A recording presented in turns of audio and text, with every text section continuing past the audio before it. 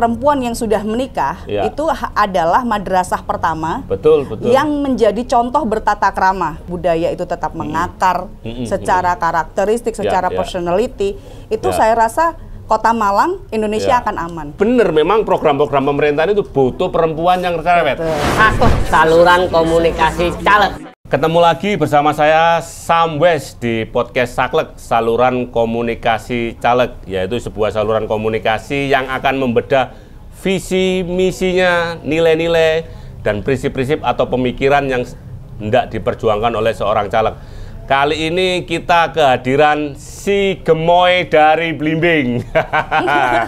Julukannya memang si Gemoy dari Blimbing. Kita sapa dia, Mbak Okta Rika Adisti. Selamat sore Mbak Okta. Selamat sore. Siap. Lama nggak ketemu Mbak Okta ya? Lama nggak ketemu dan akhirnya kita bertukar posisi ya. Iya, bertukar posisi. Biasanya kalau podcast Mbak Okta ini host. Yang jadi host, sampai yang jadi narasumbernya sekarang dibalik oke lah. Ini kita doakan, saya terus terang sangat mendukung perempuan terutama itu di Kota Malang untuk menjadi anggota Dewan. Karena perempuan Kota Malang ini betul sentuhan perempuan. Dan kalau kita lihat dapilnya Mbak Okta ini benar, kalau dia sekarang ini kan mengangkat isu tentang perempuan berbudaya, perempuan berdaya.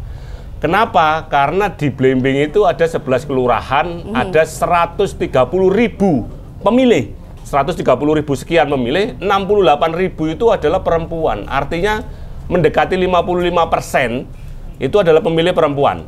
Dan perbandingan dengan kelurahan-kelurahan yang lain di 5 kecamatan yang lain di Kota Malang, perempuan di Blimbing ini adalah perbandingannya paling tinggi. Otomatis memang perjuangan hak-hak perempuan di Blimbing ini sangat harus istilahnya ya benar-benar luar biasa karena banyak jumlah pemilihnya 68.000. Betul. Mbak Okta, kenapa kemudian mengambil tema perempuan berbudaya, perempuan berdaya? Perempuan berbudaya, perempuan berdaya itu sebenarnya adalah kan itu dua makna yang berbeda sebenarnya. Cuman saya jadikan satu karena memang pada dasarnya perempuan ini punya kunci berbudaya dalam kehidupan keluarga, itu yang pertama. Oke, itu yang pertama. Misal nih. Ini berarti perempuan yang sudah berkeluarga gitu ya? Masih anak-anak pun juga pegang kunci. Coba diperhatikan selama ini kita dalam pola, ya kita tidak bisa menghindari bahwa patriarki di Indonesia masih sangat kental, ya kan? Nah, ketika perempuan berbudaya itu ketika anak-anak yang perempuan itu selalu saja digaungkan bahwa perempuan harus bisa lebih sopan daripada laki-laki, begitu ya. Nah, demi kesetaraan gender pada akhirnya sebenarnya itu kan kalau faktor norma kesopanan ini kan sebenarnya laki-laki dan perempuan sama. Secara fungsi sosial kan sama, ya kan.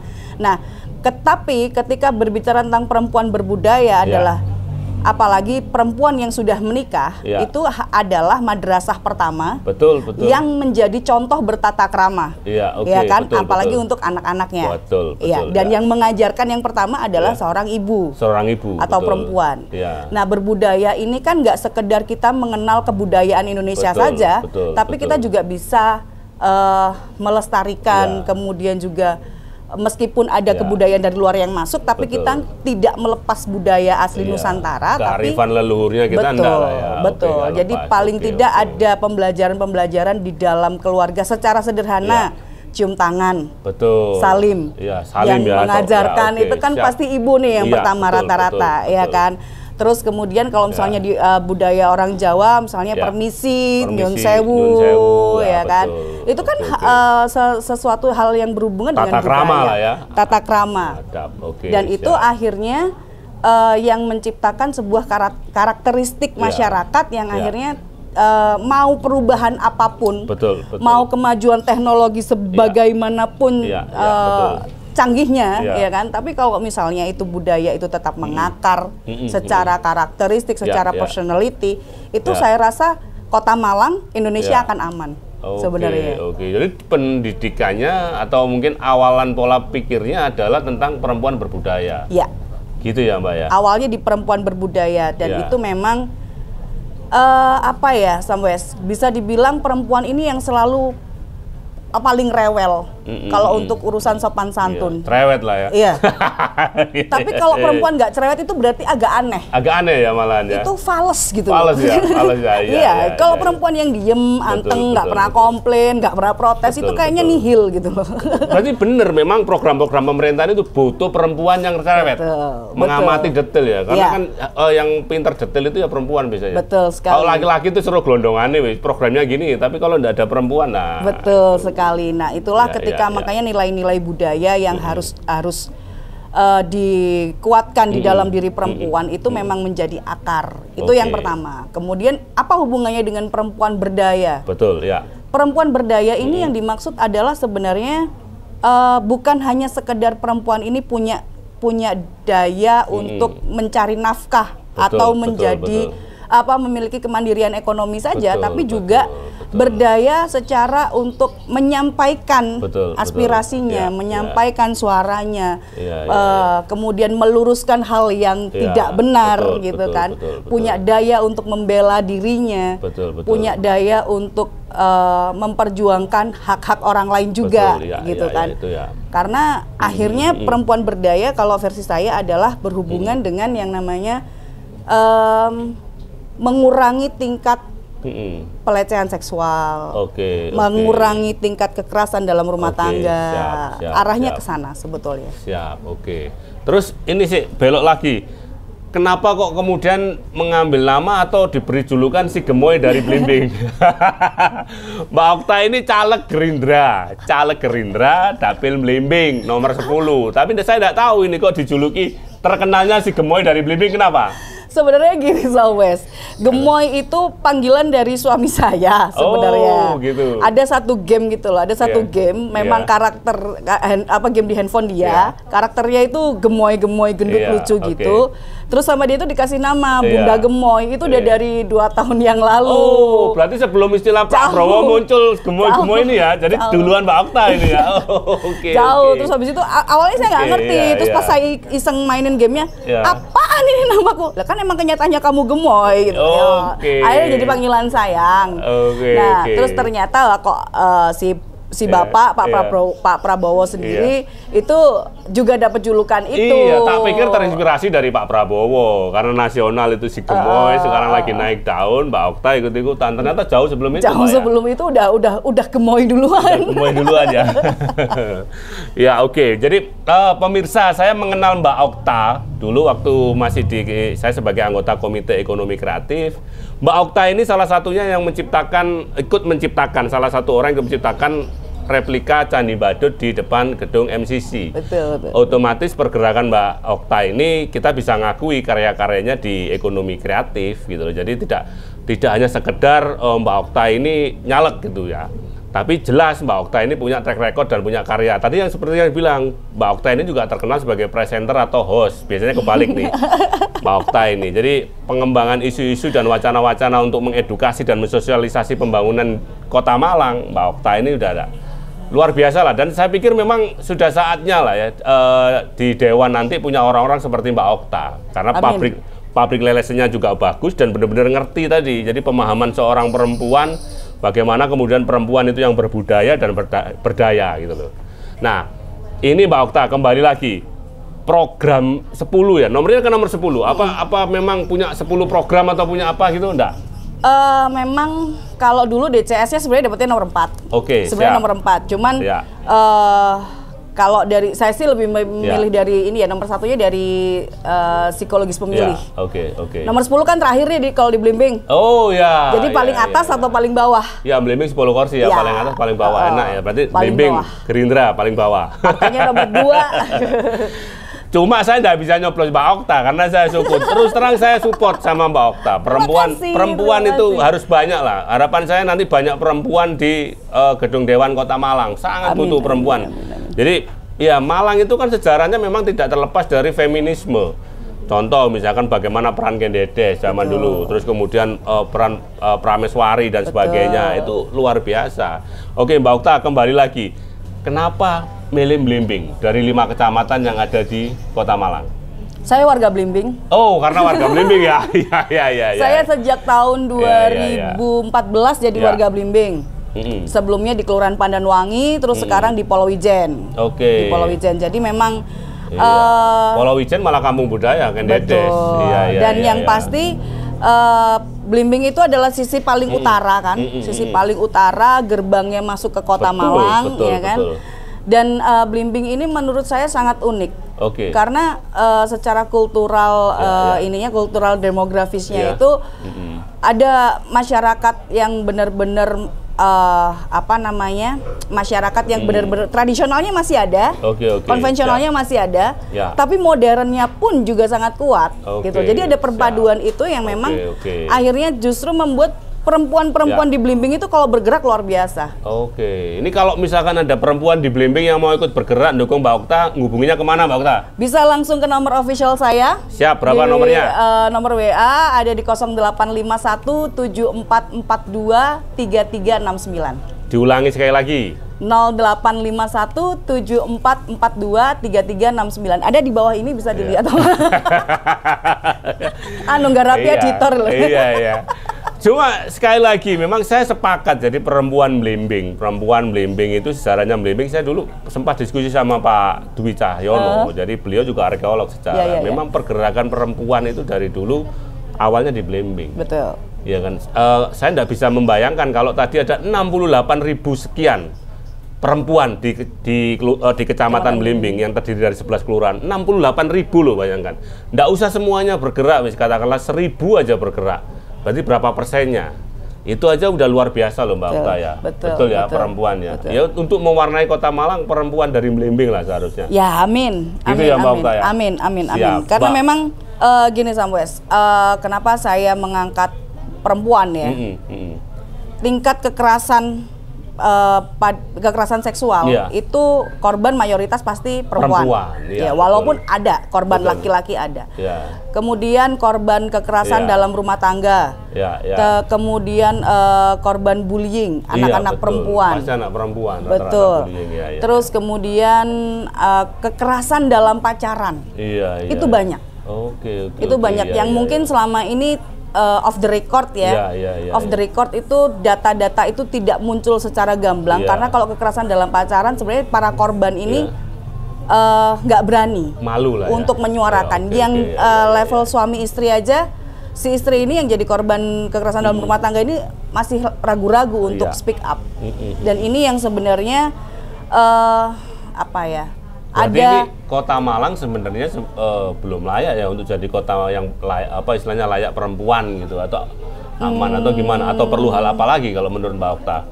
Masih diperlukan tingkat kesadaran bahwa perempuan punya hak yang sama dengan laki-laki. Siap. Jadi memang karena begini, kembali lagi ke perempuan berdaya itu tadi.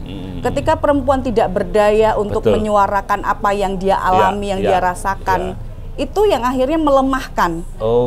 Itu yang akhirnya melemahkan. Jadi memang ada kondisi psikologi yang memang akhirnya menjadi traumatis, menjadi depresi, menjadi bumerang. Akhirnya ketika perempuan depresi, biasanya korban terdekatnya adalah anak yang dimarahi sampai emosional. Akhirnya pelampiasannya. Dan biasanya hal-hal seperti ini memang bisa diselesaikan oleh perempuan sendiri. Sambatnya sama-sama perempuan gitu ya. Ya, women support woman. Women support woman. Keren itu, women support woman. Mbak Okta, jadi program Mbak Okta nih kalau jadi ya, kita doakan semoga jadi. Amin. Di DPRD di komisi berapa atau program apa yang kemudian Mbak Okta akan perjuangkan supaya warga Blimbing tahu gitu loh. Minimal punya program prioritas 2, 3 atau 5 atau 10 program prioritas gitu. Ini sebenarnya sudah dirancang dari tahun 2022 kok. Konon katanya harusnya sudah disahkan nih. Undang-undang Perda Kota Layak Anak KLA di Kota Malang. Cuman saya rasa sampai sekarang kok masih belum terdengar bagaimana kabarnya. Nah, ini sebenarnya tidak, saya harapannya itu dulu ya. Yang pertama karena sudah ada RUU-nya. Nah, Undang-Undang Perda Kota Layak Anak ini tidak hanya sekedar undang-undangnya saja, tapi juga berhubungan dengan fasilitas. Fasilitas, terutama dengan keamanan. Fasilitas publik lah ya. Fasilitas publik, terus kemudian keamanan, kemudian ruang-ruang baca. Diperbanyak lagi. Kemudian mungkin arahnya akan lebih banyak ke pendidikan dan juga pendidikan tentang budaya. Oke, siap. Pendidikan tentang budaya itu di Malang. Paham ya, kalau di Malang itu kan Sambos pasti, saya yakin pasti paham. Kita punya aset banyak kalau kita bicara soal budaya, seni dan budaya. Betul. Ada tari topeng Panji ini jenisnya macam-macam. Ya kan? Dan UM salah satu universitas negeri yang ada di Malang punya jurusannya. Betul, jurusan tari ya. Jurusan tari. Ekskul di level SD, SMP banyak. Sanggar-sanggar banyak. Tapi Kota Malang tidak punya SMK budaya. Dan itu saya yakin itu kita mampu. Iya. SMK khusus seni dan budaya ya. Seni dan budaya. Itu salah satu programnya juga ya. Iya. Salah satunya yang akan saya ogrok-ogrokkan nanti ya. Sekolah menengah kejuruan. SMK diperjuangkan ya. SMK seni dan budaya, karena kalau di Jawa Timur kan baru ada di Surabaya. SMK negeri kan? Betul. Batik ada, Jogja, Solo, wayang ada. SMK Karawitan ada. Betul. Jadi saya harapannya soal seni dan budaya ini tidak hanya berhenti di ekskul. Blembing itu kan banyak punden-punden dan banyak titik-titik sejarah dan budaya. Betul. Benar nggak Mbak Okta ya? Arjosari itu kan termasuk Blembing ya? Masuk. Arjosari, Balai Arjosari, terus kemudian Pulau Ijen. Di Bunul juga ada situs ya kan? Ini kan banyak yang anak-anak yang masih belum teredukasi arah ke sana gitu loh, Sambes. Jadi saya harapannya seni budaya nggak cuma berhenti di ekskul di level SD SMP, tapi kita punya SMK budaya yang nantinya bisa mengajak anak-anak ini lebih mengenal budayanya secara lebih dalam lagi. Betul. Gitu. Ya. Mbak Okta, bicara soal budaya itu perempuan ya, perempuan berbudaya itu memang sulit Mbak Okta. Jadi kita tidak hendak mempertentangkan antara ajaran agama dan budaya. Betul. Jadi memang hal ini perlu dicarikan solusinya begitu ya. Jadi supaya saling memperkuat, justru tidak saling berbenturan. Nah, menurut Mbak Okta bagaimana nanti ke depan programnya, atau mungkin program apa, atau ide apa, atau solusi apa yang bisa Mbak Okta tawarkan? Secara program saya belum nemu judulnya, saya belum nemu judul programnya. Cuman saya harapannya nanti kalau secara program, kalau secara pribadi saya ingin membuat shelter. Shelter ya. Saya ingin membuat shelter yang di situ ada ruang, saya akan menyebutnya ruang rakyat. Ruang rakyat ini nantinya bisa berisi menjadi inkubasi ekonomi kreatif. Kemudian juga ruang rakyat yang berkebudayaan lah ya. Betul, ruang diskusi tentang budaya dan juga perempuan. Karena perempuan-perempuan ini juga terkadang minim literasi juga, tentang misalnya nih, sederhana, banyak sekali lomba, kalau 17-an ini biasanya ya, masif di semua kelurahan rata-rata ada, lomba menghias tumpeng. Ya. Iya kan? Tumpeng juga banyak ya ragamnya. Tapi berapa banyak perempuan yang sangat paham tentang tumpeng. Iya, betul. Itu kan salah satu budaya. Betul. Iya, ragam kan? jenis tumpeng. Betul. Dan tumpeng nasi Arjosari kuning itu bentuk tumpengnya paling banyak. Ya. Sama Pulau Ijen. Iya. Tumpeng nasi kuning sama nasi putih aja udah beda makna. Beda. Tumpeng gulung. Betul. Tumpeng gunungan. Betul. Ada isinya macam-macam apa segala macam. Nah, ini kan juga hari ini kita juga perlu lagi kita butuh edukasi, mungkin pelatihan. Betul. Sosialisasi, tapi bukan sekedar sosialisasi dan pelatihan, bukan sekedar sosialisasi dan pelatihan yang seperti terjadi saat ini yang hanya sekedar berhenti pada pelatihan. Betul, selesai. Tapi selesai. Hanya sekedar pemenuhan kewajiban, menuhin SPJ dinas. Selesai. Pulang dapat duit transport, dadah, selesai. Janganlah. Kita harus ada tetap pendampingan dan itu memang harus masif. Siap, bagus. Perempuan yang bikin tumpeng itu, apalagi tumpeng gunungan itu kesukaannya Pak Ipul itu. Tumpeng gunungan, favoritnya kalau pesen tumpeng itu di kantor pasti tumpeng gunungan Pak Ipul itu. Top, itu kan baru satu tumpeng nih, belum lagi urusan yang lain-lain. Betul. Tapi memang dari satu tumpeng itu banyak ajaran. Di dalamnya banyak edukasi tentang bagaimana kemudian kesetaraan ya antara iwak PT, iwak laut, iwak tempe itu ada kesetaraan gitu loh. Iwak iber-iberan, bahasanya kan iber-iberan ya. Iber-iberan, iwak burung, ada iwak di laut. Itu aja kalau kita dipelajari satu tumpeng. Ini saya belajar dari Pak Ipul loh. Pak Ipul bosnya Jawa 1 itu top kalau soal ngajari saya soal tumpeng. Ya? Soal tumpeng, apalagi tumpeng yang gunungan. Oke. Jadi luar biasa, tak tangkap tadi ada 4 dari Mbak Okta idenya. Yang paling jelas, yang memang saya sepakat sekali, ada SMK Seni dan Budaya. Ada shelter berkebudayaan. Perempuan dan budaya, ya. Perempuan dan kebudayaan. Terus yang ketiga tadi ada pengembangan kearifan lokal, mulai dari tumpeng, punden, dan sebagainya. Terus yang keempat tadi adanya peraturan daerah dalam hal ini tentang kota layak anak dan tentang perempuan gitu loh ya. Dari 68.000 sekian perempuan di Blimbing yang mendengarkan ini, saya berharap 10%-nya aja milih Mbak Okta udah jadi. Amin. Dari 68.000 loh Mbak Okta. Kalau 10% udah 6.800, jadi 1 kursi itu. Ya, jadi 2 kursi kalau itu. Iya, udah jadi itu barang. Tak doakan lah Mbak Okta. Tapi sekali lagi, kali ini kalau preferensi saya Kota Malang, saya berharap banyak caleg-caleg perempuan yang jadi. Dari dapil 5 dapil ini, Sukun, Blimbing, Kedung Kandang, Klojen, sama Lowaru. Jadi memang sudah saatnya lah sekarang ini feminisme, bukan feminisme, sentuhan perempuan itu di Kota Malang. Karena sentuhan laki-laki selama ini sudah terbukti kaku kabeh. Gitu katanya Pak Ipul. Oke, terakhir Mbak Okta, si Gemoy dari Blimbing, caleg Gerindra dari dapil Blimbing nomor 10. Pesan-pesannya untuk masyarakat agar politik kali ini politik yang demokratis, cerdas, sehat, dan mencerahkan. Pesannya kepada masyarakat, Mbak Okta. Pesan untuk warga Kota Malang, kalau kita mau minum kopi, itu biasanya masih nanya, ini kopi apa? Ini kopi dari mana? Kadang yang benar-benar ngerti kopi, ngerti ini di roasting dengan cara apa, ya kan? Terus gulanya seberapa? Sama. Untuk pemilihan calon legislatif juga begitu. Jangan hanya sekedar bertanya, aku di KIP lo nyoblos sampean, ya? Itu sama saja secara nggak langsung Anda mendukung para caleg untuk korupsi nantinya. Tapi lebih baik tanyakan apa yang akan dia lakukan setelah para caleg ini menjadi anggota legislatif. Kemudian bagaimana program apa secara nyata yang akan dia jalankan di konstituen masing-masing. Saya rasa itu sih sampai. Siap, terima kasih. Terima kasih banyak. Si Gemoy, tak doakan sukses ya. Amin.